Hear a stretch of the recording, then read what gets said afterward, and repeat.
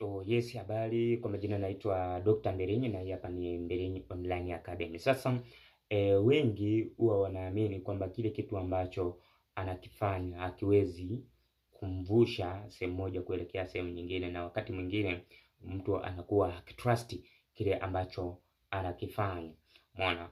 Miongoni mwa mtu mmoja ambaye anaitwa Steve Jobs, mwanzilishi wa Apple, aliwahi kusema kazi yako itachukua sehemu kubwa ya maisha yako, lakini njia pekee ni kufanya unachokiamini na kifanye kiwe bora zaidi. Umeona? Fanya kile kitu ambacho wewe unakiamini na pia kitengenezee kiwe bora zaidi. Kwa hiyo kuanzia leo anza kuamini hicho ambacho wewe unakifanya.